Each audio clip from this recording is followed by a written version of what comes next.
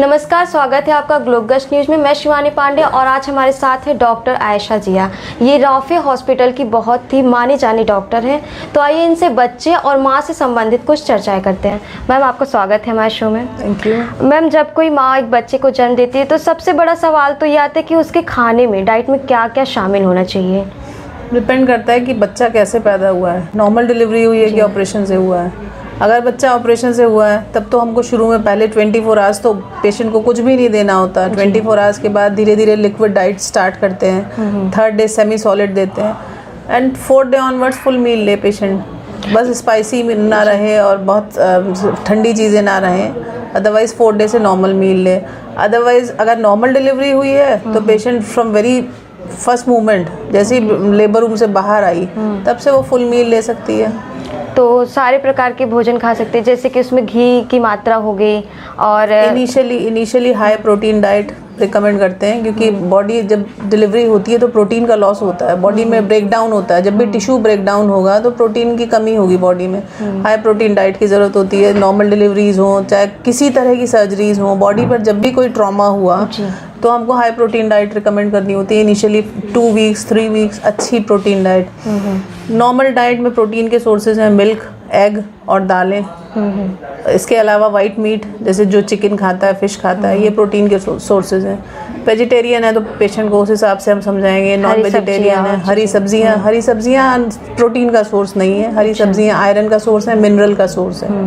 उसकी भी ज़रूरत होती है, हरी सब्जियां भी खाए। लेकिन सबसे इम्पॉर्टेंट होता है इनिशियली प्रोटीन लेना, हाई प्रोटीन डाइट लेना। और फैट आता है उसके बाद।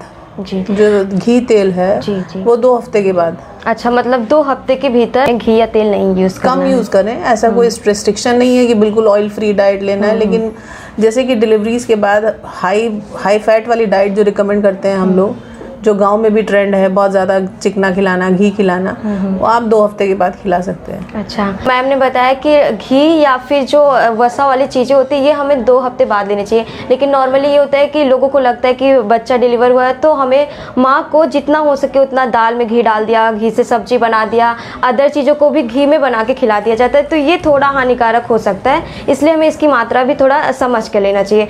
मैम, बात ये हो गई आफ्टर डिलीवरी क्या खाना चाहिए क्या नहीं एक लेडीज़ को। लेकिन कुछ महिलाओं में ये सोचने को मिलता है कि देखने को उन्हें लगता है कि हमारा फैट बढ़ रहा है, और फैट बढ़ते हुए ज़्यादातर सीजेरियन डिलीवरी में दिखाई देता है। तो उसके लिए क्या करना चाहिए कि उनका फैट ना बढ़ सके, पेट ना निकले? फैट ना बढ़े, पेट ना निकले, बॉडी शेप में रहे, उसके लिए फिजिकल एक्टिविटी एक्सरसाइजेज ये रिकमेंड करते हैं। लेकिन सिजेरियन में 6 वीक्स के बाद एक्सरसाइज करें। नॉर्मल डिलीवरी में 1 हफ्ते के बाद हल्की लाइट एक्सरसाइजेज शुरू कर सकती है पेशेंट। बहुत एक्सर्ट नहीं करना होता शुरू में बॉडी को, क्योंकि बॉडी एक ट्रॉमा से होके गुजरी है। ठीक है। और बाद में पेशेंट को ये कहते हैं कि 15 दिन बाद तुम नॉर्मल वॉक शुरू कर दो, जहाँ पे भी आंगन में, छत पर, लॉन में, जहाँ आपके पास जगह है। जेंटल वॉक 15 मिनट्स 20 मिनट्स, धीरे धीरे बढ़ा के 30 मिनट्स पर आ जाए तो पेट वेट बिल्कुल नहीं निकलेगा। इनिशियली थोड़ी सी माइल्ड एक्सरसाइजेज, थोड़ी बहुत एक्सरसाइजेज और वॉक की ज़रूरत होती है तो पेशेंट फिट रहता है। लेकिन हम लोग की प्रैक्टिसेस इतनी ख़राब हैं कि खिलाते हैं बहुत ज़्यादा ऑयल खिलाएंगे, बहुत सारी ताकत की चीज़ें खिलाएंगे, और फिजिकल मरीज़ काम कुछ ना करे, लेटी रहे। उसकी माँ जो है, लड़कियाँ जनरली मदर के घर चली जाती है डिलीवरी के बाद, तो मदर को बड़ी मोहब्बत लगती है कि लड़की हमारी थक ना जाए, उसको टाँके ना ये हो जाए, तो उसको इतना आराम कराएंगे और खिलाते हैं खूब। तो उसकी वजह से एक जनरल परसेप्शन बन गया कि डिलीवरी के बाद वेट पुट ऑन करना है, वेट पुट ऑन औरत को करना ही है, वो एकदम नॉर्मल मान के चलते हैं लोग। लेकिन ये गलत है। अगर ये लड़कियां अपनी शेप में रहना चाहें, फिटनेस बहुत ज़रूरी है हर किसी के लिए, फिटनेस ज़रूरी है। अदरवाइज़ जॉइंट्स पर असर पड़ेगा, आपकी पूरी सेहत पे पड़ेगा। वेट बहुत ज़्यादा नहीं बढ़ना चाहिए। थोड़ा सा वेट एक्सपेक्टेड है, जैसे 9 मंथ्स की प्रेगनेंसी में 12 kg वेट बढ़ता है, रफली 10 to 12 kg वेट बढ़ता है पेशेंट का।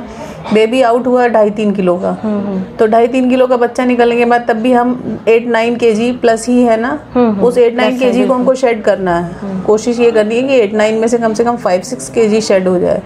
2-3 किलो बढ़ रहा है हर डिलीवरी के बाद, कोई बात नहीं, इतना नॉर्मल है। अच्छा, आपने बताया कि एक्सरसाइजेस करना चाहिए, तो क्या कुछ पर्टिकुलर एक्सरसाइज होते होंगे जो आफ्टर डिलीवरी करना चाहिए? कुछ करते हैं, जैसे एब्डोमिनल मसल्स को स्ट्रेंथ देनी होती है। जब हमारा पेशेंट का पेट निकला है तो उसकी एब्डोमिन की मसल्स बहुत स्ट्रेच्ड रही है ना 9 महीना, तो वो मसल्स ढीली हो गई हैं जब बेबी आउट हो गया, तो उनको वापस स्ट्रेंथ देने के लिए स्ट्रेंथनिंग एक्सरसाइजेज होती हैं मसल की, वो पेशेंट को बताई जाती है।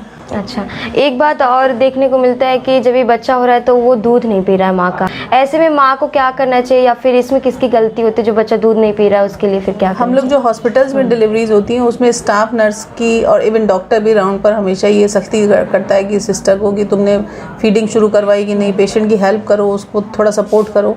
मिल्क होना, मिल्क लेट डाउन होना एक नेचुरल प्रोसेस है, ये मरीज समझे। जैसे कुछ पेशेंट्स की मदर्स और घर वाले कहते हैं अभी दूध नहीं उतरा, अभी नहीं उतरा, तीसरे दिन उतरेगा, चौथे दिन, ऐसा नहीं है।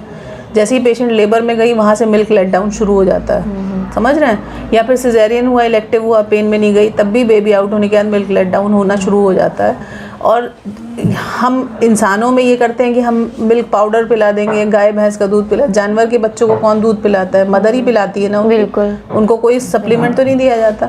तो ये नेचर का रूल है कि जब भी बेबी डिलीवर हुआ तो मिल्क होना ही होना है।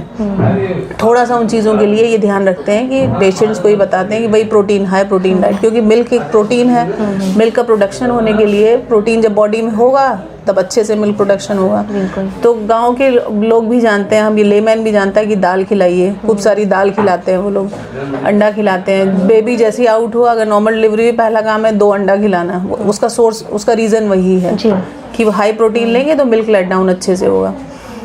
तो मिल्क पिलाने के लिए हम हॉस्पिटल्स में तो हमारी अपनी जिम्मेदारी है कि हमारे स्टाफ उसमें मदद करे, हम करें। और घरों में तो घर के लोग, अगर होम डिलीवरीज वैसे आजकल ख़त्म ही हो गई हैं। गवर्नमेंट का बड़ा अच्छा इनिशिएटिव रहा है कि जो हर जगह सरकारी अस्पतालों में डिलीवरीज फ्री में हो रही हैं, बल्कि पेशेंट को कुछ बेनिफिट मिलता है। तो अब डिलीवरीज हम लोग देख रहे हैं पिछले 8 साल 10 साल में होम डिलीवरी ऑलमोस्ट ख़त्म हो गई हैं। आप ये समझिए कि 100 में से शायद कोई 2 या 4 होती होंगी जो होम डिलीवरी होती है, अदरवाइज सब जो प्राइवेट सेटअप पे नहीं गया वो गवर्नमेंट हॉस्पिटल तो चला ही जाता है। बिल्कुल, बदलाव बहुत आया, ये बहुत अच्छी एक पॉजिटिव वो है उस एम्बुलेंसेज उसके लिए, और हर चीज़ की सुविधा दी गई है। तो मरीजों को उस तरह की परेशानी पहले जैसी नहीं है। जहाँ वहाँ की जो सरकारी अस्पताल की जो ANMs हैं, जो आशा हैं, वो भी इतनी ट्रेंड हैं कि जहाँ हाई रिस्क प्रेगनेंसी लगी, उनको खून की कमी है, सूजन है, ये सब देखा, वहाँ फॉरेन हायर सेंटर पे वो लोग शिफ्ट करा देती हैं एम्बुलेंस से। तो अब इसकी वजह से मैटरनल मोर्टेलिटी बहुत कम हुई है। पेशेंट, ये बात हो गई डाइट की। और एक चीज़ और देखने को मिलता है कि जब ये काम करने की बात आती है तो लेडीज़ सोचती हैं कि अभी 1 महीना हो गया, अभी मुझे काम करना है या नहीं करना। ऐसे बहुत सारे थॉट्स रहते हैं उनके अंदर, भाई बहुत सारी शंकाएं होती हैं। तो उन्हें अपने दैनिक कार्य को कब से शुरू करना चाहिए? अगर नॉर्मल डिलीवरी हुई है तो पेशेंट दूसरे तीसरे दिन से अपने घर के काम पर आ सकती है, बहुत एक्सर्ट नहीं करना है।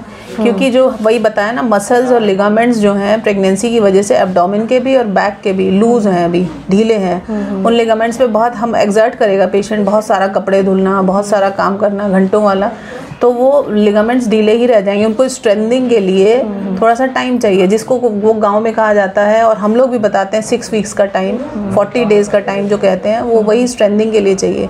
उतने दिन काम करे पेशेंट, डेली एक्टिविटी के काम करे, लेकिन बहुत घंटों बहुत हैवी एक्सर्शन नहीं करना, बहुत कम मात्रा में काम करना। धीरे धीरे करे, धीरे धीरे ग्रेजुअली बढ़ाए। और वैसे अपना काम, बच्चे का काम पेशेंट को कहते हैं खुद करो, जिससे कि बच्चे से बॉन्डिंग बने।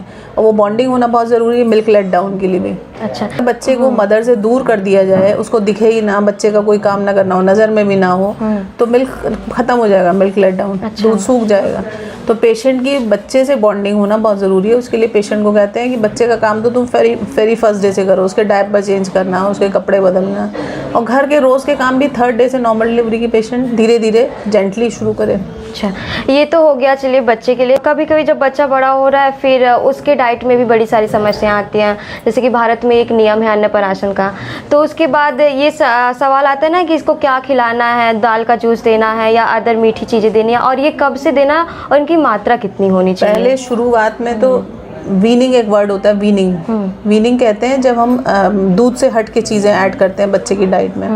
वीनिंग पहले हम लोग जब पढ़ते थे तब 6 मंथ्स पे बताते थे, लेकिन अब ट्रेंड चेंज हो गया। अब 4 मंथ्स ऑनवर्ड्स वीनिंग स्टार्ट कर देनी चाहिए। तो 4 मंथ्स तक सिर्फ मदर्स मिल्क पर रहे बच्चा, कुछ नहीं देने की ज़रूरत है उसको। और इनिशियली तो पहले 1-1.5 महीना तो पानी भी नहीं देने की ज़रूरत है। कुछ लोग ये पूछते हैं कि पानी बच्चे को देना है, बच्चे को प्यास लगती है क्या? नहीं लगती है। बच्चा अगर मदर मिल्क पर है तो उसको प्यास भी नहीं लगती है, भूख भी नहीं लगती है, टोटल वही है सब कुछ। 1-1.5 महीने तक सिर्फ पानी, पानी की भी ज़रूरत नहीं होती है। और उसके बाद थोड़ा बहुत जेंटली पानी दे सकते हैं। 4 मंथ्स के बाद वीनिंग स्टार्ट करनी चाहिए कि मदर मिल्क के साथ दाल का पानी है, समझ रहे हैं। और लैक्टोजेंस आजकल वो जो सेरेलैक फीड्स आने लगे हैं, सेरेलैक आने लगा है, उसको बहुत थोड़ी मात्रा में और बहुत लिक्विफाई करके पानी ज़्यादा ऐड करके उसका सब दिया होता है, उस पर इंस्ट्रक्शंस दिए होते हैं। आप 4 मंथ्स पे दे रहे हैं तो कैसे, 5 मंथ्स पे दे रहे हैं तो कितना पानी, कितना पाउडर ऐड करना है, वीनिंग स्टार्ट करते हैं।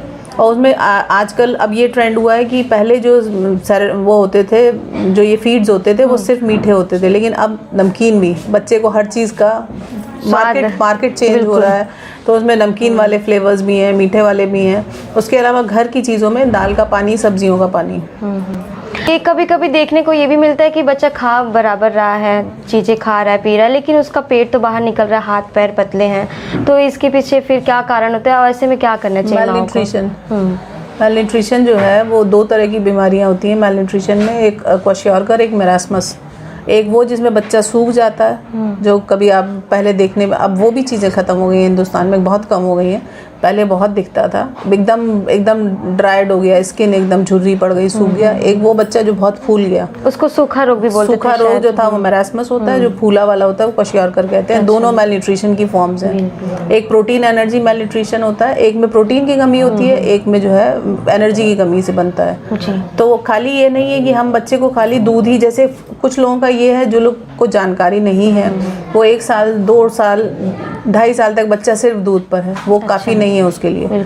4 मंथ्स 5 मंथ्स के बाद उसको एडिशनल चीज़ें भी चाहिए, दूध ही अकेले काफ़ी नहीं है, अमाइनो एसिड्स भी चाहिए उसको, कुछ मिनरल्स भी चाहिए, कुछ कार्बोहाइड्रेट भी चाहिए। मिल्क सब कुछ नहीं देता है, जैसे मिल्क में बहुत सारी चीज़ें नहीं होती हैं, तो इसलिए अगर हम सिर्फ मिल्क ही पर रखते रहेंगे, सिर्फ दूध ही पर है, और गरीब जैसे जहाँ पॉवर्टी बहुत ज़्यादा है वहाँ पर वो दूध में पानी भी मिलाते हैं मदर, तो दूध में पानी भी मिला दिया और खाली दूध ही काफ़ी नहीं था, वो भी डाइल्यूटेड हो गया, तो बच्चा मैलन्यूट्रिशन में जाने लगेगा धीरे धीरे। प्रोटीन की कमी, एनर्जी की कमी, कैलोरीज की कमी होने लगेगी और पेशेंट ये सूखा रोग की तरफ जाएगा। अच्छा मैम, एक सवाल और आता है, जब बच्चा 10 महीने का हो गया, 11 महीने का हो गया, तो वो चल नहीं पा रहा है, खड़ा नहीं हो रहा है, तो ऐसे में लोगों के जहन में ये सवाल आता है कि ये कब से चलना शुरू करेगा? अगर नहीं भी कर रहा है तो लेट तो नहीं हो रहा है?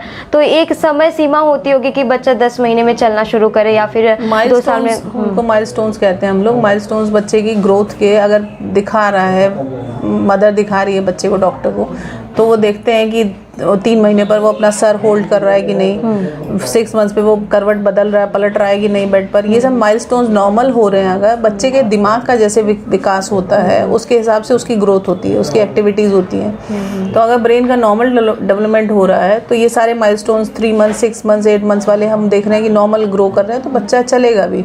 कुछ बच्चे थोड़ा सा जल्दी चलते हैं, 10-11 महीने पर खड़े हो गए और चलना शुरू किए, कुछ थोड़ा सा लेट, लेकिन हम ये रफली ये मान के चलते हैं 11 मंथ से लेकर 10-11 महीने से लेकर के 1.5 साल के बीच में बच्चे को खड़ा होना, होल्ड करना, 2-4 कदम चलना ज़रूर आना चाहिए। अगर 1.5 साल से भी ज़्यादा हो गया और वो नहीं खड़ा हो पा रहा, 2 स्टेप आगे नहीं बढ़ रहा, तो फिर ये प्रॉब्लम है, तब उसमें डॉक्टर से कंसल्ट करने की ज़रूरत है। अच्छा, ये बात होगी चलने की, उसके बोलने की भी कोई समय सीमा होती होगी? बोलने की भी पहले मोनोसिलेबिक वर्ड से शुरू करता है बच्चा, दादा, नाना, पापा, जो एक वर्ड मोनोसिलेबिक वर्ड्स कहते हैं, जिसमें सेम वर्ड रिपीट होता है, बाबा, पापा। मोनोसिलेबिक वर्ड बच्चे को शुरू कर देने चाहिए 7 मंथ्स 8 मंथ्स पे, 9 मंथ्स पे हद से हद शुरू कर देना चाहिए, और उसके बाद स्पीच उसकी विकसित होती है धीरे धीरे करके। फिर वो मोनो नहीं मल्टी बाईसिलेबिक भी करेगा, मामा भी बोलेगा, कुछ दूसरे वर्ड जिनमें कि 2 वर्ड यूज़ हो रहे हैं उस तरह के वर्ड्स भी बोलना शुरू करेगा।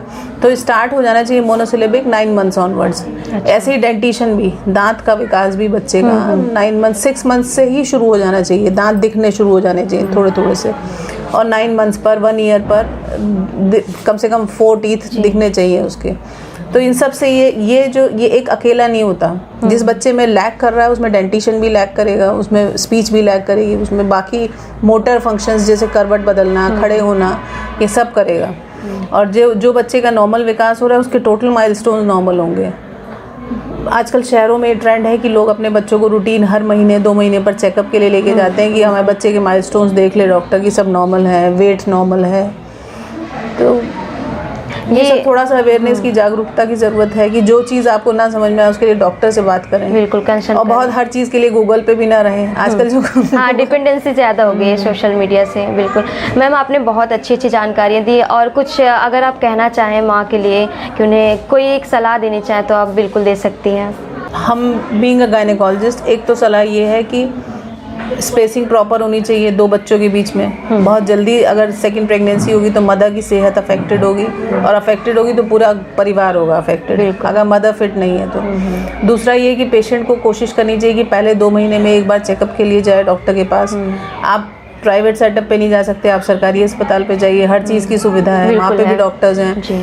पहले 2 महीने के अंदर में एक बार जाए, कुछ इन्वेस्टिगेट कराएगा डॉक्टर, कुछ बेसिक दवाएं शुरू करते हैं, जैसे फोलिक एसिड हम लोग शुरू करते हैं, जिससे कि बच्चे के दिमाग में नॉर्मल विकास हो, ब्रेन डेवलपमेंट के लिए होती है फोलिक एसिड। अगर पेशेंट लेट पहुँचेगा, 6 महीने पर पहुँचा प्रेगनेंसी लेकर, तो वो टाइम गुजर गया, हो सकता है कि बच्चा ब्रेन की किसी कमी के साथ पैदा हो।